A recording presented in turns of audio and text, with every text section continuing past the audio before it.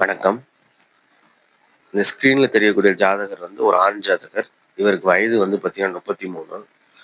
இவருக்கு இன்னும் வந்து திருமணம் ஆகவில்லை. திருமணத்துக்கு வரம் பார்த்து கொண்டே இருக்கிறார்கள். அப்ப இந்த பதிவு எதுக்காகன்னா, திருமணம் தாமதமாவதற்கு காரணம் என்ன? அப்படிங்கிற விளக்கும் பதிவாக இந்த உதாரண ஜாதகத்துடன் பதிவிடப்படுகிறது. இந்த ஜாதகர் பிறந்தது கும்ப லக்னம், கும்பராசி. திருமணம்னு வரும்போது முதல்ல நம்ம பார்க்க போறது 7வது வீடும் 7ஆம் அதிபதியும்.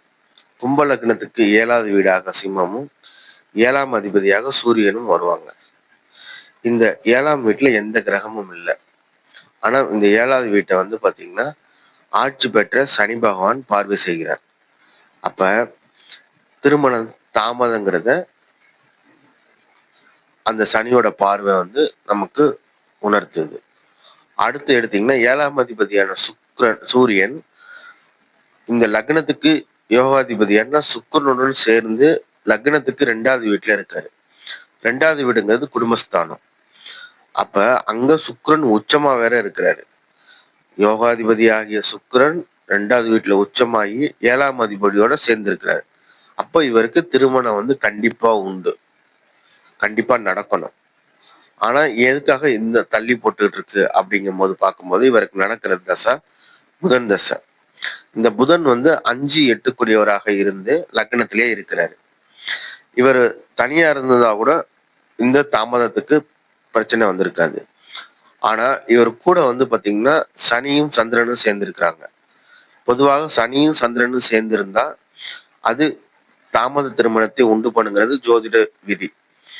இந்த 2 கிரகத்து கூட அந்த புதன் இருந்து தசையை நடத்துறாரு. அது மட்டும் இல்லாம இந்த லக்னத்துக்கு ஆகாத கிரகமான சந்திரன், 6ஆம் அதிபதியான சந்திரன் லக்னத்திலே அமர்ந்து புதனோட சேர்ந்திருக்கிறாரு, சனியோடையும் சேர்ந்திருக்கிறாரு. அப்ப இந்த தசையை நடத்தக்கூடிய புதன் வந்து சந்திரன் ஆகாத கிரகமான சந்திரனோட சேர்க்கை பெற்றதுனாலும் திருமணத்தை அப்படியே தள்ளி போட்டு கொண்டு போயிட்டு இருக்குது. இன்னொரு விஷயம், இந்த லக்னத்திலேயே வந்து பாத்தீங்கன்னா 8ஆம் அதிபதியான புதன், 6ஆம் அதிபதியான சந்திரன், 12ஆம் அதிபதியான சனி.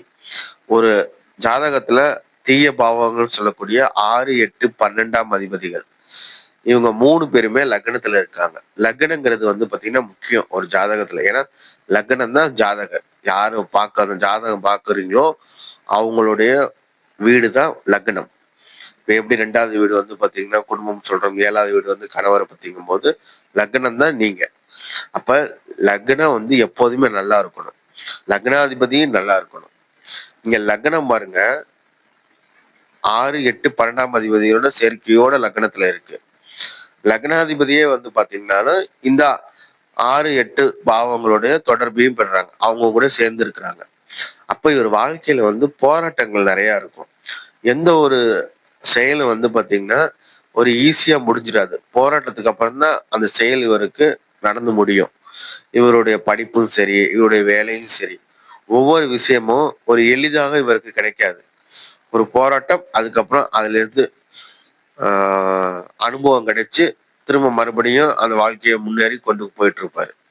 ஸோ முதல்ல எந்த ஒரு ஜாதகத்திலையும் எந்த ஒரு பலன் நடக்கிறதுக்கு முதல்ல லக்னம் வந்து ரொம்ப நல்லா இருக்கணும், லக்னாதிபதி நல்லா இருக்கணும். இந்த ஜாதகத்துல பாருங்க 7ஆம் அதிபதி நல்லா இருக்காரு, குருவோட தொடர்பு பாருங்க இருக்கு. குரு தனது 7வது பார்வையாகவும் 7ஆம் அதிபதியை பாக்குறாரு.